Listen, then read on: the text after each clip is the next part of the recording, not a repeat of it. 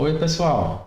Então, dando continuidade, essas portas lógicas, esses circuitos lógicos, os circuitos digitais, eles se baseiam em um componente fundamental, que é uma espécie de chave automática, tá? Então, vamos pensar por enquanto nele como uma chave automática que se comporta da seguinte forma. Você tem aqui, ó, um símbolozinho aqui da minha chave, tá? Em que, a partir de um sinal que ela recebe, ela pode fechar ou abrir. Então, se esse sinal ele for igual a 1, por exemplo, minha chave fecha. Tá? E se esse sinal ele for igual a 0, minha chave abre. Então, essa lógica que eu descrevi, a lógica de verdadeiro ou falso, a lógica da AND, da NOT, da NOR, né? Todas elas podem ser concebidas pela combinação, né, dessas chaves ao longo de um circuito. Tá joia? Então, vejam só. Imaginem que vocês têm um circuitozinho, ó, em que eu tenho aqui uma fonte de alimentação, tá? Essa fonte aqui, você tem alguns fios e no final você tem uma lâmpada, tá? Isso aqui é uma lâmpada. E você quer que essa lâmpada ela só acenda, tá? Se você tiver duas chaves fechadas. Então, quando eu começo a descrever dessa forma para vocês, né? Vocês já devem pensar o quê? Espera aí. O que é que faz minha lâmpada acender? Uma corrente circulando por ela. Então, apenas se duas chaves estiverem fechadas, é que a corrente deve estar circulando pela lâmpada. Então, eu acredito, né, que vocês vão chegar na seguinte solução.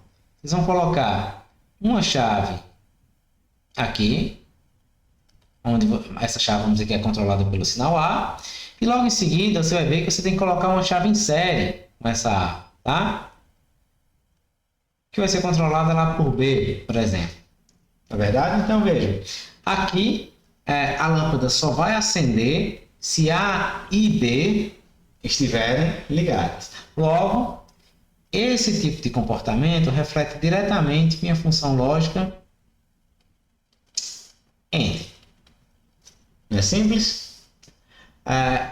Na lógica convencional que a gente utiliza, tá? A gente usa uma lógica complementar. Depois eu vou deixar um videozinho complementar aí para vocês, um vídeo opcional, mostrando como é que funciona esses circuitos, tá? A lógica se chama CMOS, tá? E eu acho que vai ficar bem mais claro como é que essas portas lógicas elas são concebidas, tá certo?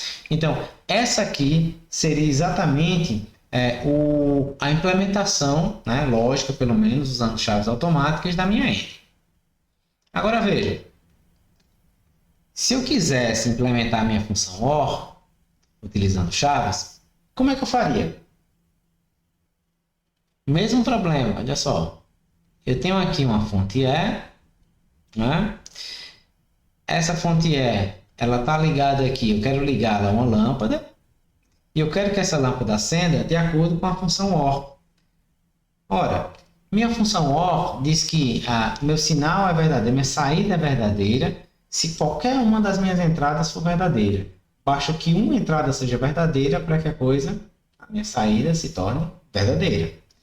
Então, a solução para essa problemática aqui, no lugar de eu estar utilizando as chaves em série, eu vou estar utilizando aqui as minhas chaves em paralelo. Então, ó, você teria duas chaves automáticas aqui.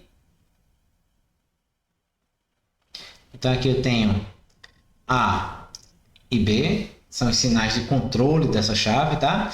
E note que se essa chave A fechar, eu já tenho a corrente na lâmpada.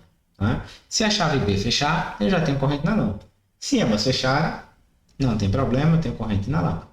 Tá certo? Então, isso aqui seria a minha implementação da porta OR. Legal? Aí vem, será que vocês teriam problema para resolver, por exemplo, uma AND de 3 entradas? E uma OR de 3 entradas? É muito diferente do que o que a gente acabou de ver? Vocês devem estar chegando à conclusão que não, não é verdade? Pela lógica, né, pela descrição de cada uma dessas funções, a gente nota que no caso da AND, minhas chaves elas vão ficar em série realmente, né? Porque a corrente só vai passar por todas elas se todas aquelas chaves estiverem ligadas. Então, se são 3 entradas, são 3 chaves lá, com sinais distintos, né? Por exemplo, A, B e C, que estão ligadas em série no meu circuito. E da mesma forma, eu vou ter a minha OR com minhas 3 chaves ligadas em paralelo. Basta que qualquer uma das minhas entradas seja 1 para que a corrente ela flua ao longo daquele circuito. Tá joia? Então, sem problemas nenhum, isso aqui vocês com certeza resolvem muito facilmente, não é? Agora, e na porta norte? Esse aqui é um pouco diferente, não é? É um pouco diferente. Por quê? Ora, o que eu quero que aconteça aqui com a NOT é que se minha chave estiver fechada, eu quero que a lâmpada apague. E se a chave estiver aberta, eu quero que a lâmpada acenda. Não é verdade? Ela inverte a lógica. Ela inverte exatamente o meu sinal de entrada. Tá certo? Então, se o sinal for 1, minha saída tem que ser 0. Se o sinal de entrada é 0, minha saída tem que ser 1. Tá? Então, se vocês refletirem um pouquinho sobre isso, vocês vão observar o seguinte, ó. A solução para essa problemática seria colocar uma chave, ó, nesse sentido, usando uma só chave, tá? Então veja, se a chave estiver aberta, a corrente vai estar circulando pela lâmpada, obviamente, né? Você tem um circuito aberto aqui no meio desse circuito, essa parte, né? Se você ligar essa chave, né? Se você ligar aqui, ó, tiver um curto, o que é que vai acontecer? A lâmpada apaga. Por quê? Ora, vocês sabem que a corrente ela sempre circula pelo caminho de menor resistência, verdade? Nesse caso aqui a gente está apelando para esse contexto.